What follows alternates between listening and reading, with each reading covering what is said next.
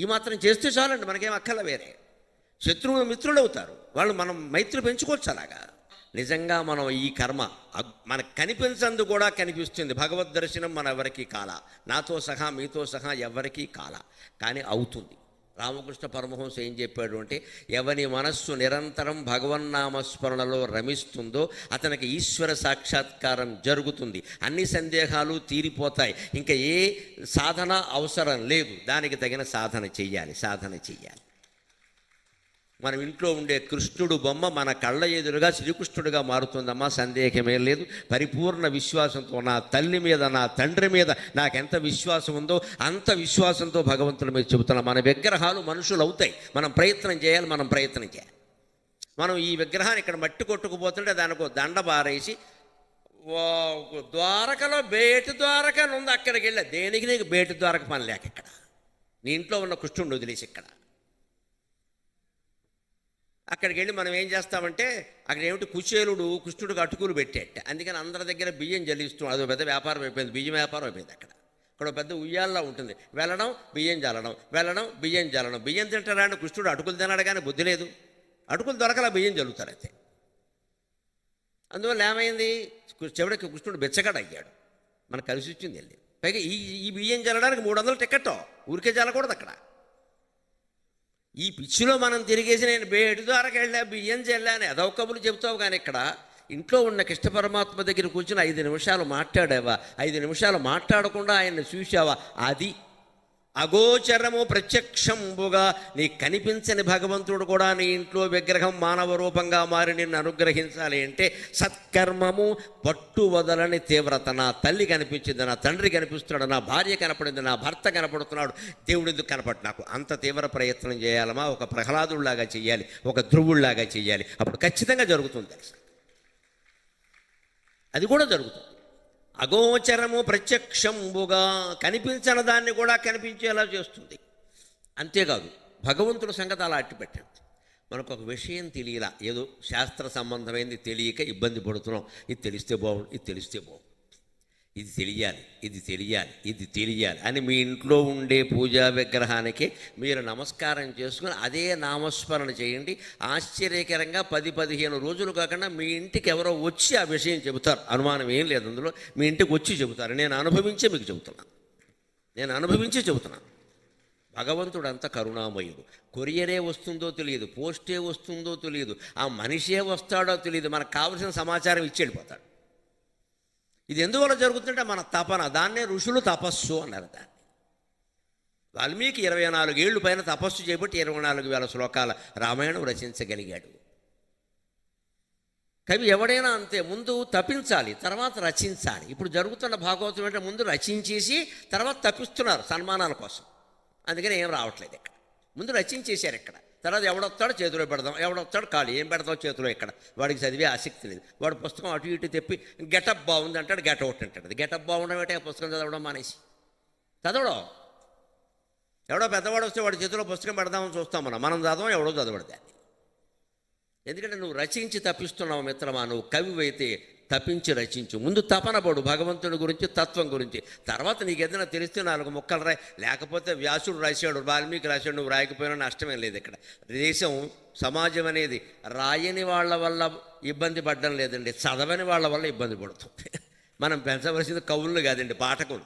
ఊరికి కవులు పెరిగితే ఉపయోగం ఏంటి ఇక్కడ, కవిశయం మళ్ళీ పెట్టుకోవడానికి తప్ప. కవులు కాదండి పెరగవలసింది, పాఠకులు పెరగాలి. కవిత్వం చదివేవాడు ఎవరు లేడి వాళ్ళ, పాఠకులను పెంచండి. అందుకే నేను పద్యాలు బోడి ఎందుకు చెప్పడంలో నా ఉద్దేశం ఏంటంటే, భర్తృగారు ఇంత గొప్పవాడు, ఏనుగు లక్ష్మణకవి ఇంత గొప్పవాడు, ఈ ప్రాచీన సాహిత్యం ఇంత గొప్పది అంటే పాఠకులు పెరుగుతారు. నాకు కావలసింది అదే. మీరు కొంతమందికైనా భర్తృగారు సుభాషితాలు ఇంట్లో ఉంటే సరే, లేకపోతే కొనుక్కుని చదువుకుందామనే ఆలోచన వస్తే ఈ ప్రవచనం సార్థకమైనట్టే, ఇంకేం అక్కర్లా. తర్వాత చదువుకుంటారు నెమ్మదిగా, పాఠకులు పెరుగుతారు. మళ్ళీ భర్తృగారు లాంటి వాడు పుడతాడని ఎందుకు పుట్టడం, ఆయన పుట్టాడుగా. ఈ అనవసరపు చర్చ వద్దండి, చదవడం చేయడం అంతే. అలాగా ఎంతటి వాడైనా మార్పు చెందుతాడు ఖచ్చితంగా. మూర్ఖజను సంఖ్యావంతునింగాగా దాయల సన్మిత్రులుగా అగోచరము ప్రత్యక్షంబుగా ప్రాణహుత్కలనం వైన మఖావిషంబు అమృతముగా చేయును. ప్రాణాలు హరించి విషమైనా సరే భగవత్ కటాక్షం ఉంటే అమృతంలా అయిపోతుందమ్మా, అనుమానం ఏం లేదు. ఎందుకని మన సజ్జన ప్రవృత్తి కారణంగా, ధర్మం కారణంగా, మన సత్యవాక్ పారీణత కారణంగా విషం కూడా అమృతంగా అవుతుంది. దానికి భగవద్భక్తి తార్కాణం ప్రత్యక్షమైన ఉదాహరణ మహాభారతం నుంచి చెబుతాను. ద్రోణపర్వం జరుగుతోంది భారతంలో. చాలా ఆసక్తికరమైనది ద్రోణపర్వం. పండితులకు నమస్కారం పెట్టి కోరుతున్నా, ద్రోణపర్వం చదవండి, చాలా విషయాలు తెలుస్తాయి. భారతం అనగానే విరాట పర్వం, రామాయణం అనగానే సుందరకాండ, ఈ పిచ్చి నమ్మకాలు వదిలిపెట్టండి, మొత్తం చదవండి. సామాన్య జనులు ఎలాగూ చదవరు, పండితులు కూడా చదవకపోతే ఎలాగండి? ద్రోణపర్వం చాలా గొప్పది. ద్రోణపర్వం అంతా యుద్ధమే, ఏముంది అనద్దు. మానవ సహజమైన రాగద్వేషాలు, అదృష్టాలు, దురదృష్టాలు ఉన్నట్టుండి దృశ్యం మారిపోవడం, ఏ సినిమాలోనూ మీరు చూడని బ్రహ్మాండమైన మలుపులన్నీ ద్రోణపర్వంలో ఉంటాయి. 14వ రోజు యుద్ధం జరుగుతోంది. 14వ రోజు అంటే అర్థం ఏంటి? 13వ రోజు అభిమన్యుడిని చంపేశారు. విశేషం ఏమిటంటే భారత యుద్ధంలో భీష్మ పర్వం వరకే యుద్ధం జరిగిన తర్వాత జరిగింది యుద్ధం కాదమ్మా, హత్యలు. అవి దాని యుద్ధం అన్నారు, హత్య. అభిమన్యుడిది హత్య, అది యుద్ధం కాదు. ఇది ఒక్క బాలుండి 16 ఏళ్ళు కూడా నిండన వాడిని పెట్టుకుని భీష్ముడు, ద్రోణుడు, కృపుడు, శల్యుడు, శరుడు, దుర్యోధనుడు, దుశ్శాసనుడు, సోమదత్తుడు, బాల్ధికుడు, భూరిశ్రవుడు, ఇంతమంది. సిగ్గు లేదా? వాడికి 16 ఏళ్ళు వయస్సు లేదా? వాడు చుట్టూ నిలబడి చంపేస్తారా వాడిని? దాని యుద్ధం అంటారా, హత్య అంటారా? అందుకే అర్జునుడికి మంటెత్తిపోయి, మీరు ఒక్కడిని ఇంతమంది కలిసి చంపారు కదా, మీ అందరినీ నేను ఒక్కడిని చూస్తాను రా అని 14వ రోజు బయలుదేరాడు. ఆ రోజు వాళ్ళకి తెలిసింది అక్కడ. అటువంటి కొడుకుని చంపేస్తే తండ్రికి ఎంత కోపం వస్తుందో, అందులో కృష్ణ సహాయం కలిగినటువంటి తండ్రికి ఎంత కోపం వస్తుందో 14వ రోజు తెలిసింది. భారతంలో ద్రోణపర్వం ముఖ్యం నన్ను అడిగితే, భగవత్కరుణ ఎలా ఉంటుందో తెలియాలన్నా, యుద్ధం అంటే ఎలా ఉంటుందో తెలియాలన్నా, అప్పటికప్పుడు జీవితంలో దృశ్యాలు మారిపోవడం ఎలా ఉంటుందో తెలియాలన్నా, అంతేకాదు మనం భగవంతుడిని జీవితానికి సారథిగా వరించగలిగితే ఎంత ప్రమాదం నుంచైనా ఆయన ఎలా కాపాడతాడో ద్రోణపర్వం ద్వారా తెలుస్తుంది. ద్రోణపర్వం దానికి ప్రమాదం, ఖచ్చితంగా పడతాడు. పైగా చెప్పడు కాపాడుతున్నానని. చెప్పడం ఎందుకయ్యా, నీకు ఫోన్ చేయాలి ఏమిటి? కాపాడితే సరిపోయే కదా. 14వ రోజు యుద్ధంలో అర్జునుడు ముందు రోజు రాత్రి ప్రతిజ్ఞ చేస్తాడు. ఏమిటి? నా కొడుకు చావుకి సైంధవుడు కారణం అని చెబుతున్నారు, రేపు సాయంత్రం సూర్యాస్తమయంలోగా సైంధవుడిని చంపేస్తా. అసలు ఈ ప్రతిజ్ఞ చేయడమే తప్పు. ఎందుకంటే అది బహిరంగంగా చేయకూడదు. ఇటువంటి లోపల ధర్మరాజుతోటో సుభద్రతోటో ఎవరితోనో చెప్పేసి పొద్దున్నే సైంధవుడిని ఇడ్లీ కాఫీకి పిలిచి లేపేస్తే అయిపోయాయి. ఎందుకు వచ్చిన గొడవ? శ్రీకృష్ణుడు అయితే అంతే చేస్తాడు. వ్యూహాలు ఉంటాయి ఆయన దగ్గర. శకునైనా అంతే చేస్తాడు. శకుని చెడ్డ కోసం చేస్తాడు, కృష్ణుడు మంచి కోసం చేస్తాడు. ఇద్దరిది ఒకటే వ్యూహం. ఆయన ధర్మం కోసం చేశాడు కృష్ణుడు, శకుని అధర్మం కోసం చేశాడు. అర్జునుడికి ఆవేశంలో ఈ తెలివితేటలు ఉండవు. ఎప్పుడు ఆవేశంలో నిర్ణయాలు తీసుకోకూడదు. ఆనందంగా ఉన్నప్పుడు వాగ్దానాలు చేయకూడదు. కొంపలు అంటుకుపోతే ఆనందంగా ఉన్నప్పుడు వాగ్దానాలు చేస్తే. దశరథుడికి ఏదో పెద్ద ఆనందం వచ్చేసింది కైకేయిని చూసి. కైకేయికి వరాలు ఇచ్చాడు. నీకు 2 వరాలు ఇస్తున్నాను కోరుకో అన్నాడు. ఒక 2 ఏళ్ళు పోయే కోరుకుంటాను, కొంపలు ముంచేసిన తర్వాత. వెంటనే ఇచ్చేస్తే పోయేది. 4 పట్టుచీరలో 6 బంగారు నగలో ఏదో అడిగేది, గొడవ వదిలిపోయింది. నాకు అవసరమైనప్పుడు కోరుకుంటాను, అవసరమైనప్పుడు ప్రాణం తీసింది. దశరథుడు ప్రాణం తీసింది. ఆ 2 వరాలు అటువంటివే. భరతుడికి పట్టాభిషేకమా, రాముడికి వనవాసమా, దశరథుడి ప్రాణాలు పోయాయి. ఎందుకని? ఆనందంగా ఉండి ఒళ్ళు తెలియక వరాలు ఇచ్చాడు. ఆనందంగా ఉన్నప్పుడు అప్పుడు వరాలు ఇవ్వకూడదు. ఆవేశంగా ఉన్నప్పుడు నిర్ణయాలు తీసుకోకూడదు. ఆవేశం చల్లారిపోయేవాళ్ళే. పాలో కాఫీయో మజ్జిగో తాగాలి. ఆ తర్వాత 2 గంటలు అయ్యాక కొంచెం ఆలోచించాలి. భార్యాభర్త ఇద్దరు కూర్చుని ఆలోచించాలి. ఇంత ఆవేశం అవసరమా? దీనివల్ల ఏమవుతుంది? మనం జైలుకి వెళ్ళిపోతాం, కానీ వాడు ఏమన్నా బాగుంటాడా? ఎందుకు వచ్చిన గొడవ అంటే అది ఆగిపోతుంది. అందుకని ఆవేశం వచ్చింది కానీ చూరులోంచి కత్తి తీసుకుని బయలుదేరితే పోయినవాడు పైకి పోయాడు, మనం లోపలికి పోయాము. ఇక్కడ 25 ఏళ్ళైనా బయటికి రాను. ఇక్కడ ఎక్కడో సత్ప్రవర్తనతో ఉంటే 230 మంది 31 మందిని విడదీశారు. ఇవాళ అలా ఎప్పటికీ జరగాలి. మనం సత్ప్రవర్తనతో ఉంటాం. ఏంటి ఎందుకు వచ్చింది ఈ నేరం చేయడం? ఎందుకు జైలుకి వెళ్ళడం? ఎందుకు? సత్ప్రవర్తన. ఆ సత్ప్రవర్తన ఏదో ముందే ఆడవచ్చు కదా. ఎందుకు మనం తెచ్చిపెట్టుకునేవండి ఇవన్నీ? అలాగా అర్జునుడు ప్రతిజ్ఞ చేయడమే ఒక ఆవేశం అయితే, అది ఏం చేశాడు? పైగా ఆ ప్రతిజ్ఞ నెరవేరకపోతే, సాయంత్రంలోగా సైంధవుడిని చంపకపోతే నేను అగ్ని ప్రవేశం చేస్తాను. ఇది మూర్ఖత్వం. వాడిని చంపుతానని చెప్పి ఊరుకోవచ్చుగా.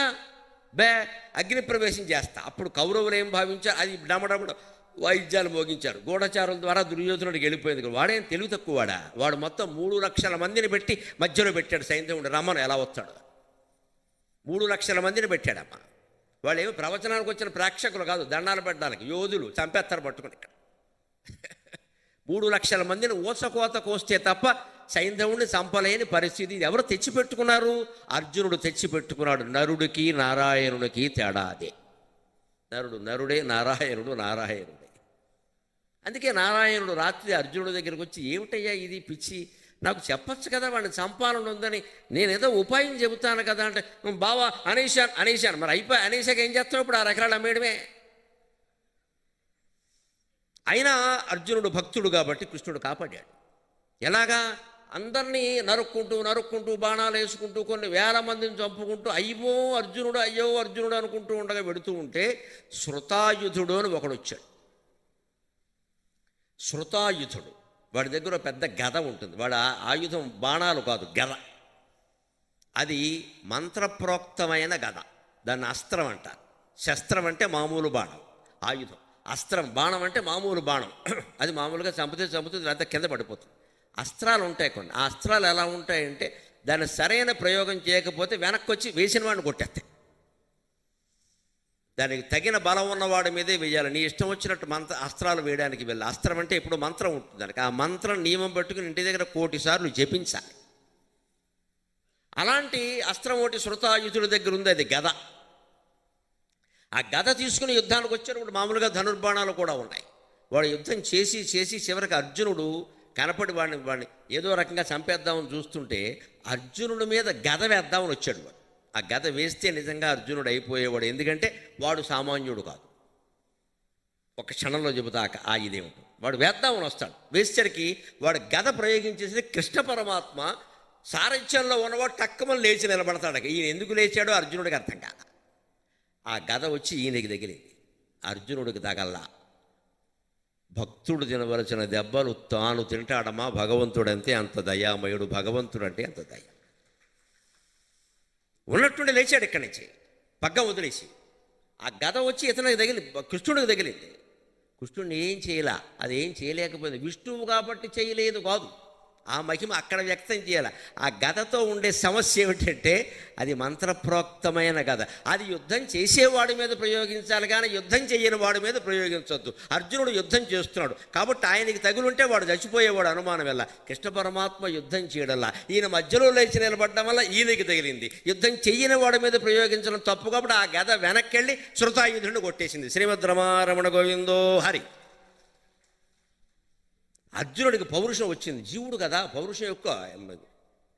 బావా నిన్ను ఎవరు లేవమన్నారు, ఎందుకు లేచావు, నాకు ఇది అవమానం కదా, నువ్వు లేవడమే. ఊరుకా వెర్రి మొఖమా, అవమానం సన్మానం అంటావు. చచ్చేవాడి అన్యాయం గారు ఇక్కడ. అవమానం అంట అవమానం. నీకేం తెలుసు? వాడి పూర్వజన్మ కథ నీకు తెలుసా?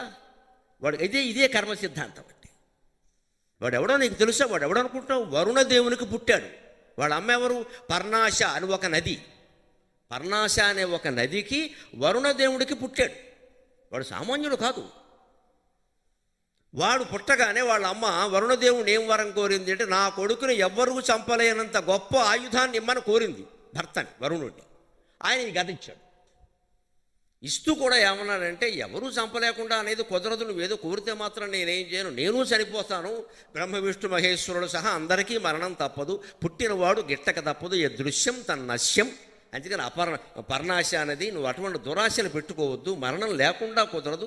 ఒక షరతు పెడుతున్నాను, ఈ గదని యుద్ధం చేసేవాడి మీద ప్రయోగిస్తే శ్రీకృష్ణుడైనా శ్రీ మహావిష్ణువైనా వెళ్ళిపోవలసిందే, కానీ ఖాళీగా ఉన్నవాడి మీద ప్రయోగిస్తే మాత్రం వీడే పోతాడు అన్నాడు. వీడు సరిగ్గా అదే చేశాడు. వీడికి అది చెయ్యాలనే ఆలోచన ఎందుకు వచ్చింది? అదే కృష్ణ అనుగ్రహం అంటే, అదే జన్మ, అదే భగవద్ అనుగ్రహం. అప్పుడు ఆయన కథంతా చెప్పాడు. వీడు వరుణుని కొడుకయ్యా, తల్లి పేరు పర్ణాశ, వీడికి వరం ఉంది, ఆ గదను ప్రయోగిస్తున్నాడు, ఆ విషయం నాకు తెలుసు, నీకు తెలియదు. మరి నేను లేచి నిలబడకపోతే ఏం చేయమంటావు? అది నీ దగ్గరికి వచ్చి ఉంటే సైంధవుడు చావడానికంటే 4 గంటల ముందే నువ్వు వెళ్ళిపోతావు. ఇక్కడ నువ్వు అగ్ని ప్రవేశం కూడా చేయక్కల, అంత్యక్రియలే మిగులుతాయి. ఇంకా ఒక పక్క అభిమన్యుడు పోయి ఏడుస్తున్న పాండవులు, నువ్వు కూడా పోతే యుద్ధం ఆపేస్తారు. పరమాత్మ కాపాడదలుచుకుంటే అంత ఇదిగా కాపాడతాడమ్మా ఖచ్చితంగా. అందుకనే చెబుతున్నాడు ఇక్కడ భర్తృ గారి, అగోచరము ప్రత్యక్షంబుగా ప్రాణహృత్కలనం వైన విషం మహావిషంబు అమృతముగా చేయు. మన మీదకి విషప్రయోగం జరిగినా సరే భక్తి జ్ఞాన వైరాగ్యాలు మనలో ఉంటే అది అమృతంగా మార్చి పరమాత్మ మనని కాపాడతాడు. అందుకని ఆ భక్తి జ్ఞాన వైరాగ్యాలనే కర్మని మనం మర్చిపోకూడదు. భక్తిని పెంచుకోవాలి. పుస్తక పఠనం ద్వారా, ప్రవచనాలు వినడం ద్వారా జ్ఞానాన్ని పెంచుకోవాలి. ఆ ప్రవచనాలను ఆచరణలో పెట్టడం ద్వారా వైరాగ్యాన్ని పెంచుకోవాలి.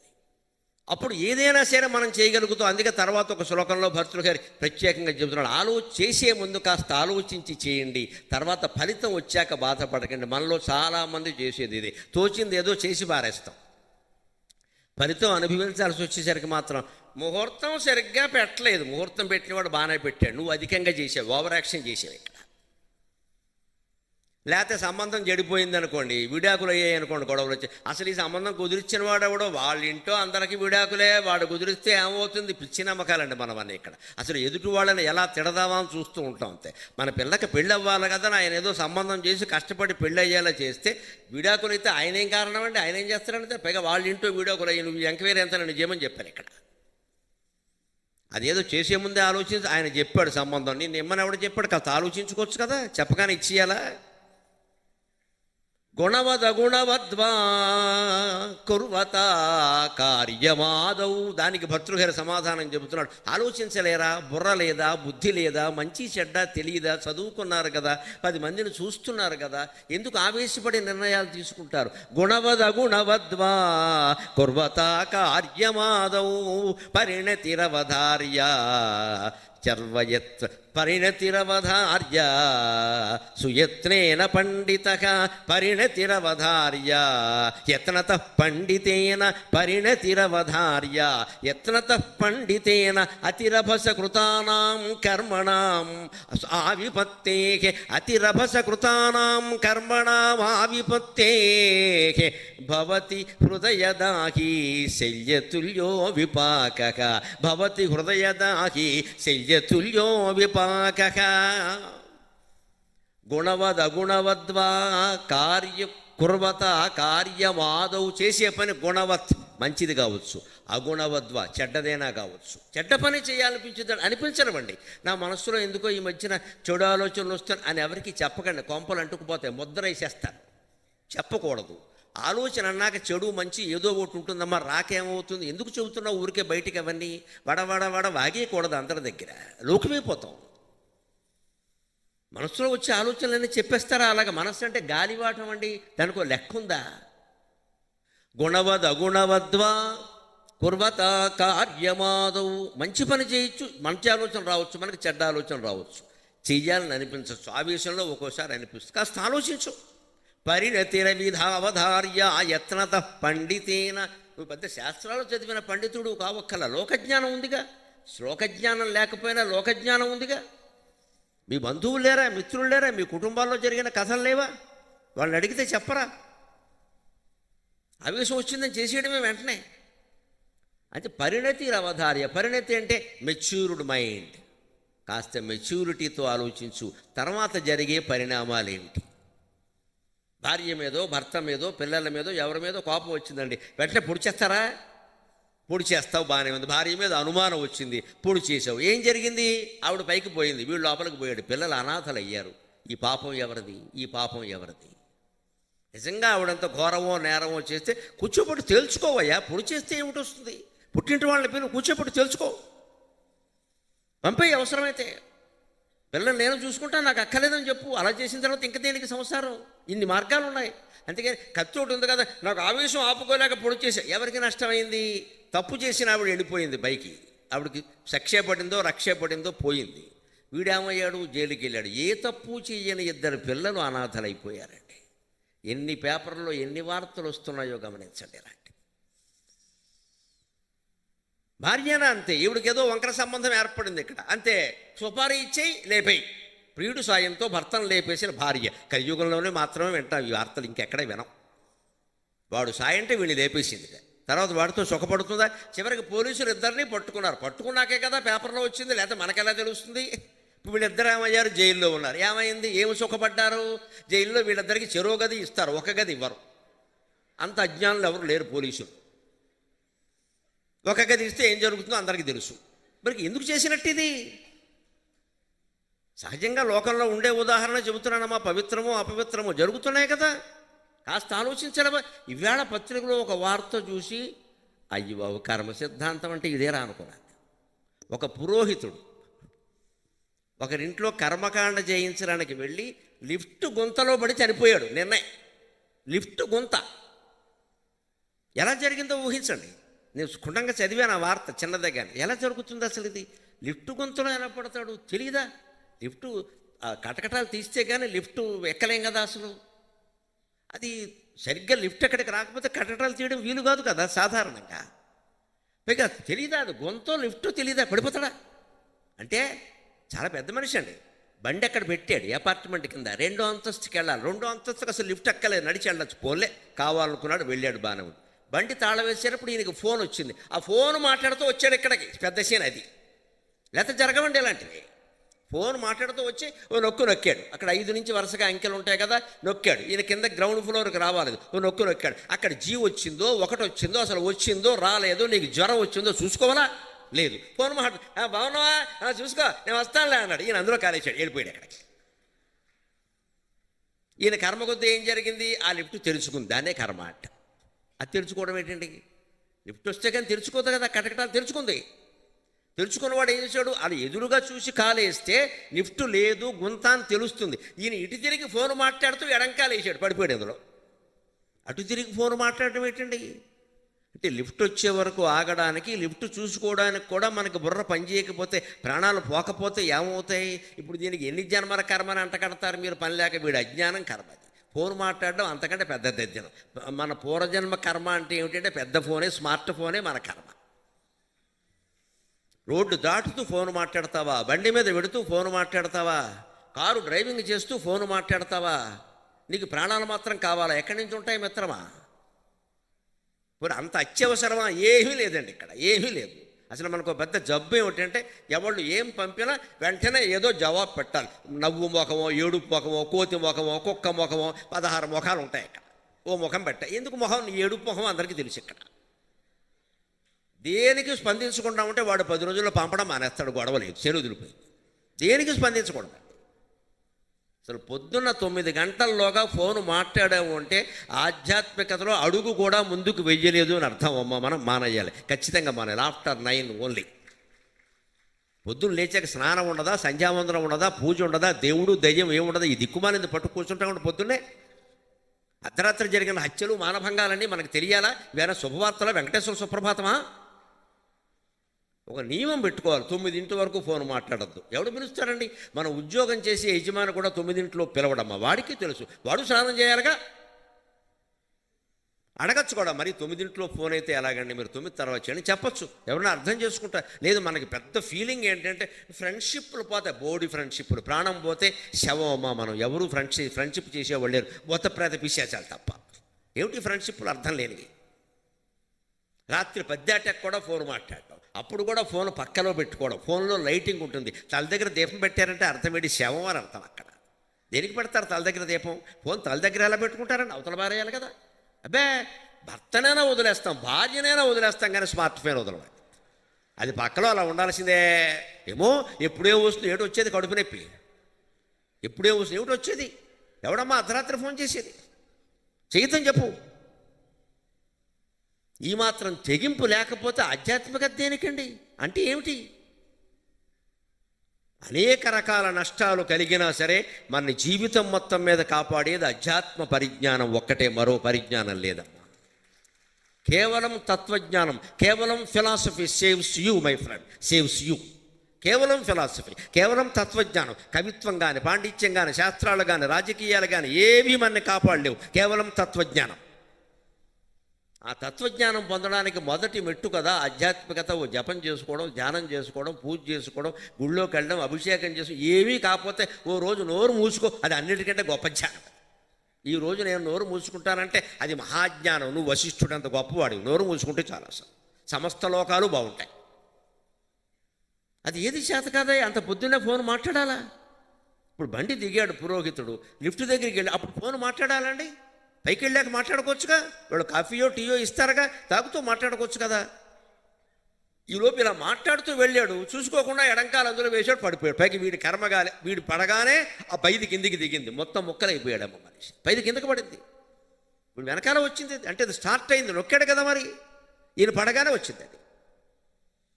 ఇప్పుడు ప్రమాదాలు మనం కొందెచ్చుకోవడం లేదా? దీనికి మనం చేసే వ్యాఖ్యానం ఏమిటంటే, ఆయనకి ఆ సమయంలో ఫోన్ మాట్లాడాలని అనిపించిందంటే పూర్వజన్మ కర్మ. ఇది తప్పుడు వ్యాఖ్యానం అమ్మ, నేను ఒప్పుకోండి. ఏ కర్మ సిద్ధాంతం ఒప్పుకోదు. ఈయనకు అనిపించబట్టి అది జరిగింది, అంతేగాని అలా జరగాల్సి ఉండి ఈయనకు అనిపించలేదమ్మా. మనకు అనిపించే ప్రతిదానికి పూర్వజన్మ కర్మ కారణం కాదు, మనకు అనిపిస్తుంది అంతే. నీకు అనిపించిన ప్రతి ఆలోచనని పక్కకి తోసేయచ్చు. మనం దానికి ప్రాధాన్యం ఇచ్చి పెంచేసి దాని గురించి ఇంకా ఎస్ఎంఎస్లు పంపేసి నానా గొడవ చేసేస్తాం. ఇక్కడ వచ్చిన ఆలోచన వచ్చినట్టే అవతల బారేస్తే జీవితం అంతా ప్రశాంతంగా ఉంటుంది, హాయిగా ఉంటుంది. అనుమానం వెళ్ళ ప్రతి ఆలోచనని అమల్లో పెట్టక్కల. ఆలోచనకి అమలుకి మధ్యలో నీ బుద్ధి ఒకటి ఉంది, దాన్ని వినియోగిస్తే చాలు. అదే ఇక్కడ చెబుతున్నాడు. గుణవద్వా కుర్వత కార్యమాదవ్. ఏదో పని మొదలు పెడతావు కదా, మంచి పని కావచ్చు, చెడ్డ పని కావచ్చు. పరిణతిరవధార్య యత్నత పండితేన యత్నత పండితేన. నువ్వు నిజంగా జ్ఞానివైతే కాస్త ఆలోచించవయ్యా, పరిణతితో ఆలోచించు. తర్వాత పరిణామాలు ఏమిటి? ఎవరి మీద కోపం వచ్చింది, పొడి చేస్తే మేలు ఎవరికి జరిగిందండి? వాళ్ళకి మేలు జరిగింది. వాళ్ళ జీవితంలో అనుభవించిన కష్ట నష్టాలన్నీ వదులుకుని పైకి వెళ్ళిపోయారు హాయిగా. తర్వాత ఏదో అనుభవిస్తాడు అనుకో, జీవితాన్ని కోల్పోయాడు, అది నీకు తెలుసు కోల్పోయాడు, వాడికి తెలుసు, వాడు పోనే పోయాడే. నువ్వే జీవితాన్ని కోల్పోయావు, ఎందుకంటే ఇది రుజువు అవుతుంది ఖచ్చితంగా. కనీసం మరణశిక్ష కాకపోయినా యావజ్జీవ శిక్షనే పడిపోతుంది. ఎంతకాలం 25-30 ఏళ్ల పాటు జీవితం బతికి ఎంతకాలం బతికితే అంతకాలం ఉండాల్సిందే కదా. అప్పుడు మళ్ళీ సత్ప్రవర్తన అని భగవద్గీత చదువుకుంటూ కూర్చోకంటే ఆ భగవద్గీత ఏదో ముందు చెబితే ఈ పని చేయం కదా అసలు. అప్పుడు మళ్ళీ చేసి వాళ్ళందరం మెప్పు ఎందుకండి, పని లేక. అదే చెబుతున్నాడు, కాస్త ఆలోచించవయ్యా ముందు. అప్పుడేం జరుగుతుంది అలా ఆలోచిస్తే? అతిరభస కృతానాం కర్మణాం ఆవిపత్తే భవతి హృదయదాహి శల్యతుల్యో విపాకః. ఆవిపత్తే భవతి, అంత విపత్తుకు మూలమైంది ఏది జరగదు. ఎప్పుడు జరుగుతుంటే అతిరభస కృతానాం, తొందరపడి చేసే పని వల్లే జరుగుతుంది. ఇది అయినా సరే తొందరపడి చేసే పని వల్లే జరుగుతుంది. వీనికి వెనక ఒక రాజుగారి కథ ఒకటి ఉంది, కిరాతార్జునీయంలో చెబుతారు. ఆ రాజుగారు వేటకెళ్ళాట. 15 రోజులు రాలేదు. 15 రోజుల తర్వాత వచ్చాడు. భార్యను చూడాలని ముందు అంతఃపురంలోకి వెళ్ళాడు. రాజాంతఃపురాలు ఎలా ఉంటే మనకి మళ్ళీ ఉంటాయా మామూలుగా? అదంతా పెద్ద దోమతెర, అది ఇది ముఖమల తెర అన్నీ ఉన్నాయి. లోపల ఆవిడ కనపడుతోంది, పడుకునుంది. ఆవిడేదో గాఢ నిద్రలో ఉందేమో, ఈయన వచ్చినా లేవలేదు, పగలే. ఈయన వచ్చాడు. పైగా చూడగానే ఆయనకు చాలా ఆవేశం వచ్చేసింది. ఆవిడ కౌగిట్లో ఒక పురుషుడు ఉన్నాడు. ఒక పురుషుడు ఆవిడ కలిపి ఇలా పడుకున్నారు. ఇలాగా మంటెత్తిపోయింది, చేతిలో కత్తి ఉంది. నేను లేను కదా అని 15 రోజులు ప్రజల కోసం క్రూర జంతువులను చంపడానికి వేటకెడితే ఇది ఆడది నన్ను మోసం చేసి ఇంత పని చేస్తుందా అని ఏం చేశాడంటే కత్తి తీసుకుని ఆ తెర నరికాడు. ముందు ఇంకా నయం, మనిషిని నరికేలేదు. వెనకాల ఆయనకే బాగా నచ్చిన శ్లోకం ఒకటి, భారవి కిరాతార్జునీయం అనే కావ్యంలో రాసిన శ్లోకం, గోడ మీద రాగిరేకు మీద చెక్కించి మేకుతో కొట్టించాడు. అది మంచి శ్లోకం అని అది కనపడింది. దాంట్లో ఏముంది తెలుసా? సకసా విదధీతన క్రియాం అవివేక పరమాపదాం పదం రుణుతేహి విమృశ్యకారిణం గుణలుబ్ధా స్వయమేవ సంపదక అని శ్లోకం ఉంది. దాని అర్థం తెలుసు, ఆయనకి నచ్చింది. ఇదివరకే ఎక్కడో దొరికితే, తాటాకు మీద దొరికితే ఎవరో మహాకవి రాశాడు, ఎంత గొప్ప మాట అని తెచ్చి ఆయన పడగదిలో రాగి రేకు మీద చెక్కించాడు. ఆ రాగి రేకు మీద చెక్కించిన శ్లోకం ఇప్పుడు ఆయన సంసారాన్ని నిలబెట్టింది. ఆ కత్తి ఇలా నరకగానే సకసా విదధీతన క్రియాం, తొందరపడి ఏ పని చేయొద్దు. అవివేక పరమాపదాం పదం, అవివేకం అన్ని ఆపదలకి మూలం. వృణుతేహి విమృశ్యకారిణం గుణలుబ్ధా స్వయమేవ సంపదక. సంపదలు కేవలం పొద్దున్నే దీపాలు ఎట్టిస్తే, సాయంత్రం స్నానాలు చేసేస్తే, లక్ష్మీదేవి గుళ్ళోకి వెళ్ళి ప్రదక్షిణాలు చేస్తే సంపదలు రావు. సద్గుణాలు ఉన్నవాడికే సంపదలు వస్తాయి ఖచ్చితంగా. ఆ గుణాలు కలిగి ఉండే ప్రయత్నం.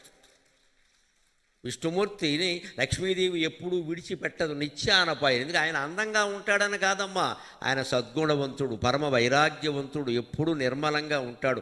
అందుకే ఆవిడ ఆయన్ని విడిచిపెట్టదు. మన ఇంట్లోంచి లక్ష్మీదేవి బయటికి వెళ్లకుండా ఉండాలంటే మనం సత్యమే పలకాలి, ధర్మంగానే ఉండాలి. మనస్సులో ఎప్పుడు నమ శివాయ నమో నారాయణాయ శ్రీమాత్రే నమః ఏదో ఒక నామం నడుస్తూ ఉంటే లక్ష్మీదేవి, పార్వతీదేవి, సరస్వతీదేవి అందరూ మన ఇంట్లోనే ఉంటారు, ఎక్కడికి వెళ్ళరు. ఇంకా ఎక్కడ నన్ను స్మరిస్తూ ఉంటారో నేను అక్కడే ఉంటానని భాగవతంలో ఏకాదశి అధ్యాయంలో కృష్ణుడు చెప్పాడు. దేవతలు అబద్ధం చెప్పరు కదా. లక్ష్మీదేవి ఉండాలంటే అది చెయ్యాలి.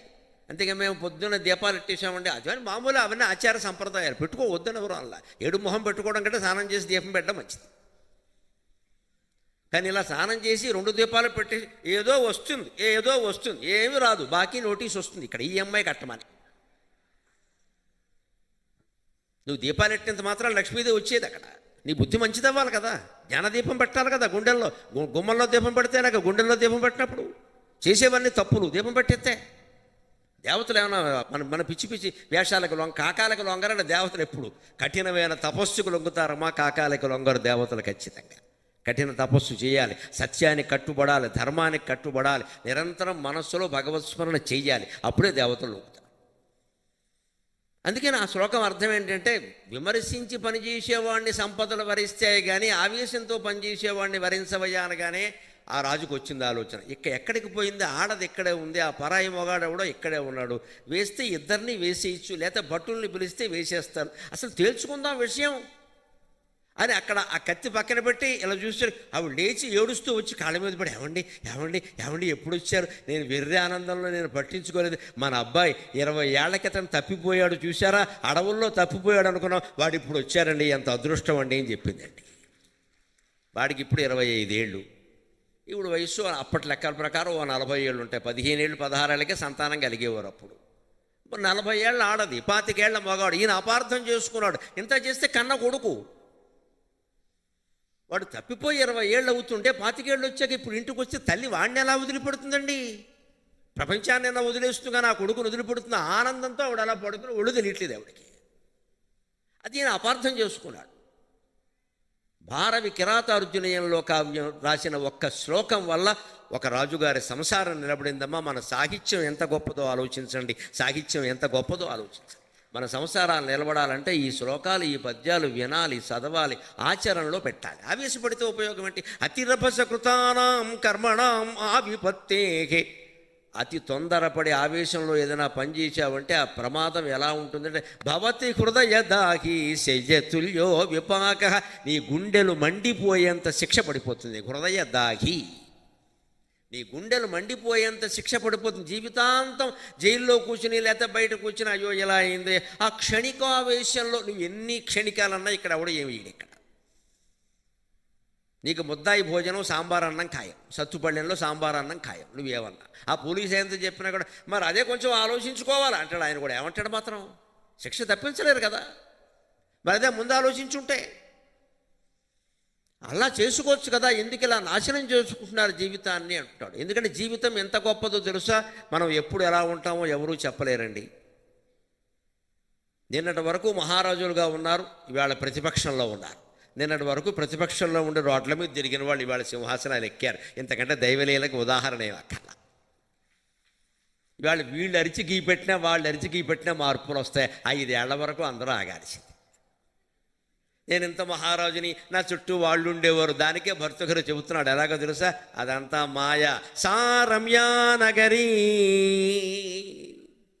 మహాన్ సనృపతి సామంత చక్రం చతతో పార్శ్వే తస్య చ సా విదగ్ధ పరిషతు తాశ్చంద్రబింబాననాగ ఉద్వృత్తస్య చ రాజవృత్త నివగో ఉద్వృత్తస్య చ రాజపుత్ర నివగో తే వందినస్తా కథాగ సర్వం యస్య వశాదగాత్ స్మృతిపదం కాలాయ తస్మై నమః.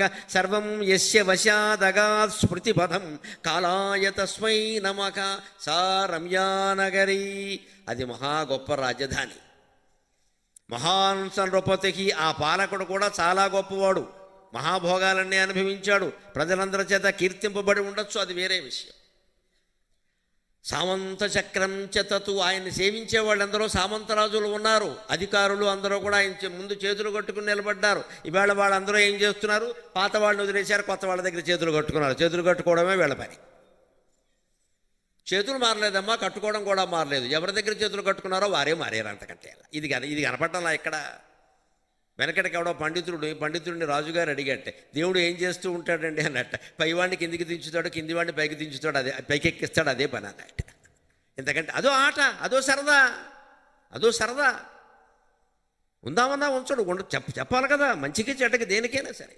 అంటే సామంత చక్రం చేతులు కట్టుకునే సామంతులు అధికారులు కూడా ఉంటారు, వెళ్ళిపోతారు. 5 ఏళ్ళు దాడితే అందరూ వెళ్ళిపోతారు. ఇక్కడ ఎవడు ఉండడు.